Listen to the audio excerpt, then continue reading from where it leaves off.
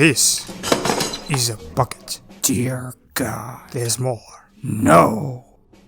It contains the ultimate indie video game of every man here. Scout, you did collect everyone's favorite indie game. Hey, you bet. Excellent. Gamers, synchronize your cred watches.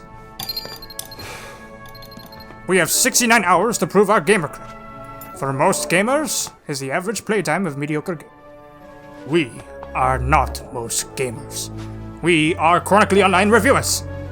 We have the authority, the ignorance, to make our reviews 100% correct. The clock is ticking, gamers. Let's begin. Our first indie game is Scouts. He's submitted the indie horror of Garden of Bamba. There's some sort of green booger on it? Yeah, that's Jumbo Josh. His name is Josh and he's Jumbo. That's why it's pink. Yes, I see. It seems you have also submitted Garden of Bamban 2. Garden of Bamban 3. Wow, Garden of Bamban 4? You've rated all these a 10, and you've also submitted Mr. Masaji. Did anyone besides Scout put a game into the bucket? Classic Scout. Fantastic. This was a huge waste of my time. You did not see mine! Does it say Honey Pop? Yes! See you all on Twitter. Not all games are created equal. Nowadays, when you hear the term AAA, it tends to bring more negative connotations rather than positive. Okay. So, what's the common man gotta do when they want a game that isn't from some big bad studio or publisher? Well, I'll tell you, George, we got indie games. Be sure to keep notes on your experience.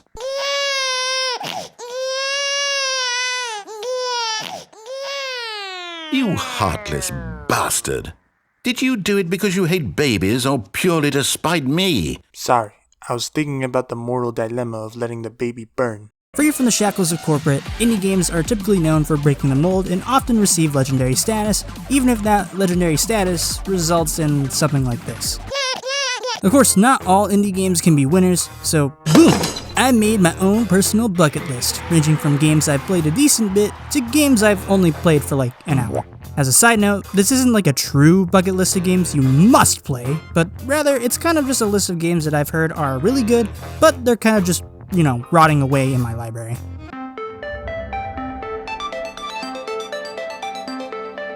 I'll be honest, out of all the games on this list, this is probably the only one you don't know of. It's a damn shame too, because the setting, the visuals, the characters, just about everything about this game is amazing. You play as Anne Flores. She suffers from a condition known as entangled, and basically it's a sort of serious condition that causes loss of consciousness and aggression. As a result, in her younger years, she struck her brother Ryan in the eye, and that has weighed heavily on her mind for years. Nobody around Anne blames her for it, but regardless, later on she moves outside her home as she tries to undergo treatment. Then one day, Ryan goes missing, yada yada. That's all I pretty much know so far. It's a typical character who blames themselves for their unavoidable circumstances story, but nonetheless, I find it interesting. But let's talk about the graphics, because when I first booted up the game, good lord, this game looks so visually stunning. Now, I'm already a big sucker for pixel art, so when I saw the blend of 3D meets 2D with the lighting, I couldn't help but instantly fall for it. In fact, I was reminded of another game that sort of shares that unique pixel style, Signalis.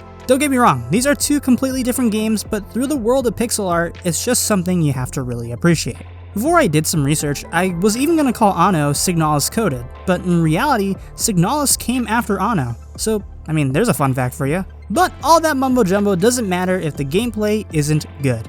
And I mean, it's alright. Look, I'm not gonna lie to you and say that, wow, this is a 10 out of 10 game and I could play for hours on end because as my own individual person, I'm just not the biggest enjoyer of 2D platformers. But that doesn't mean that I loathe this game. The combat for this game is actually surprisingly nice, and even as a non-2D enjoyer, I can appreciate the system and what it's worth. And speaking of system, this game is an RPG.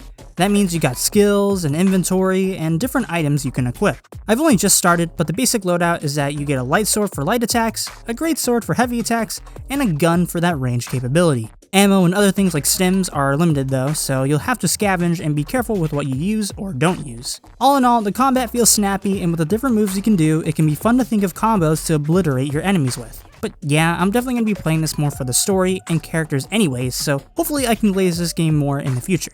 Good morning, darling. It's a beautiful day As long as it doesn't get in the way, I'm gonna shower. You can take it in with you. It's waterproof. Oh, hold on, I got a meme for this. My fucking god, these bitches gay. Good for them, good for them.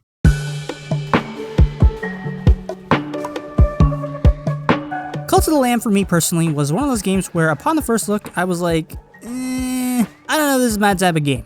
Then it randomly becomes free at one point, and then you remember people saying the game is good, at which point you ask, why didn't I play this game sooner? You play as the Lamb. Go figure. Basically, you get saved from total annihilation from some eldritch being or something, I don't know. And to repay your debt, you of course start a fanatic cult. But you're the good cult out of all the other cults in the game, I guess. I don't really know if any cult could be considered quote-unquote good, but yeah. You go on crusades to slay enemies, gather resources, and to recruit followers. And let's just say the followers in this game are unique. Alright, what do you want? Leader would be so funny. So let's make them eat poop? What? What is wrong with you? I mean, hey, fuck it, let's do it. Let's do it. Let's make this guy eat poop. I honestly didn't expect the follower system to be so in-depth, but I'm glad it is because oftentimes it really does add that little bit of dark humor needed to elevate the game even further. Besides that, building up your camp is a nice time sink that, along with making your followers finally shut up, the more progress you make, the more powerful you end up becoming. So let's talk about those crusades. At the time of making this, I only had around 5 to 6 hours on the game, but that was enough time for me to beat the first boss of the game. In the hub, there are different places to explore, and when you actually start a crusade in the designated area, you'll be dropped in a procedurally generated map with 2 items, a random weapon and a random curse. These items can also have special attributes you can unlock by, of course, increasing the strength of your cult. As for combat, well, the game plays as your typical 2D roguelike with open areas, chests, drops, and the annoying enemy types. I'll be honest, this gameplay isn't really my cup of tea. It's just a genre I don't like. But like I said with Anno, I can appreciate the mechanics behind it all. It's just that I'm going to be staying for different reasons. Anyways, this is a game that I can see myself getting really into just based on the cult building alone, so that's why it's going in the bucket list.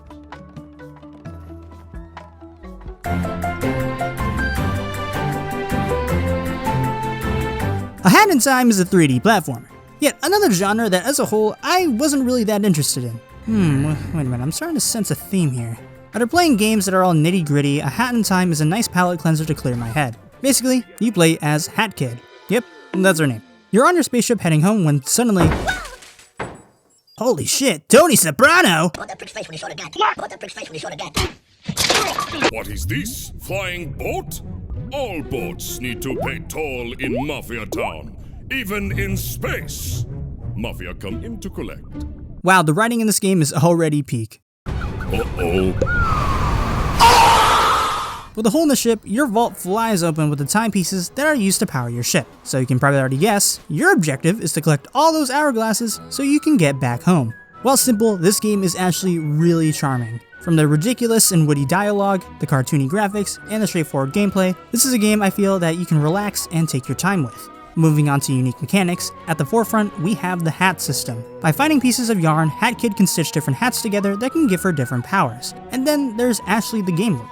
While it's not ray trace 4K ultra realistic graphics, the art style of this game is quite nostalgic. It sort of reminds me of Super Mario 64 in that sense, except it was upgraded for the modern era. I've only played about an hour of this game, but I can tell you, it has already left quite an impression. Although, if I had one criticism about this game, it would definitely be the difficulty level. Now, I know this game comes off as something that you would sit down with your 4-year-old kid to play with, but man, a lot of these quote-unquote puzzles are just super easy. Then again, I've only played that 1 hour, so I'm sure the difficulty will ramp up so that I can use my brain for even just a tiny bit.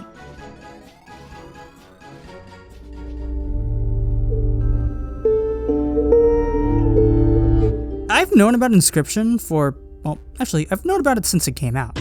I was introduced to it by watching Markiplier, and while it seemed like a cool game, it sort of just slipped my mind. So when I could obtain it for free, you already know, we had to cop it.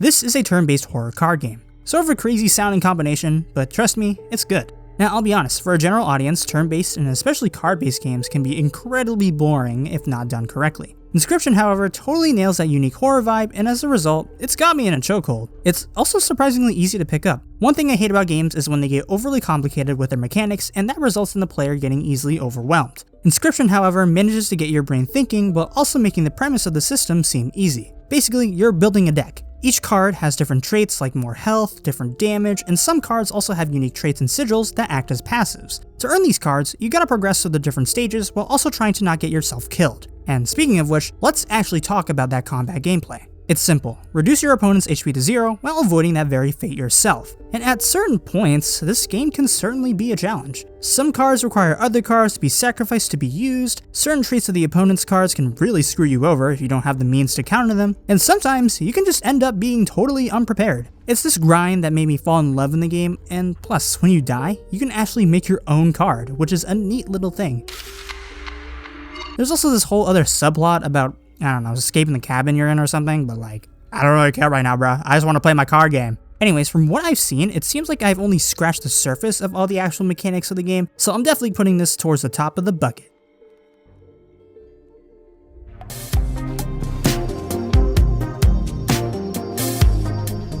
Out of all the games on this list, this is the only one where I can say without a shadow of a doubt, this game is a complete masterpiece. Oh, but Rach, you only just started this section. Why are you already glazing the game this much? Well, unlike the other games in this bucket list, Risk of Rain 2 is already a game I spent over 100 hours on since I got the game in February. In that time frame, I've unlocked all the achievements, gotten all the characters, bought both the DLCs, completed those DLCs, and now I'm grinding those extra game modes because, oh my god, I'm telling you, this game is just so good!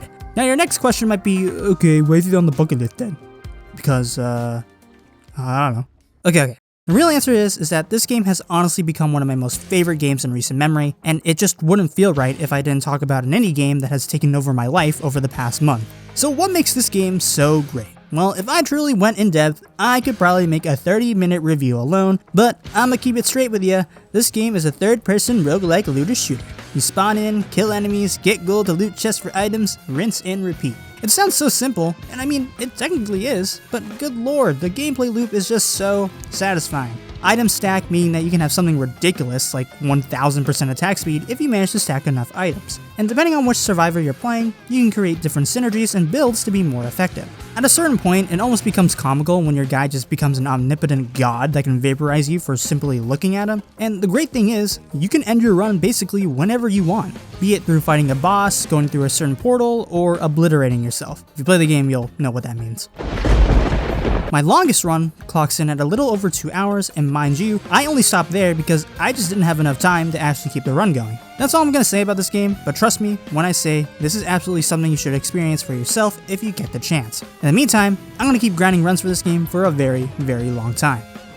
And, well, that's about it. Well, all the indie games I could be bothered to even put in the video anyways. If you have any more cool indie games you want to suggest, feel free to comment them down below. The more niche, the better. Obligatory message about joining the Discord and supporting me through YouTube memberships. Yeah, I can't really forget about that. And yeah, I think I'm gonna keep wasting my daylight with these games. So I'll see you guys in the next one. Peace.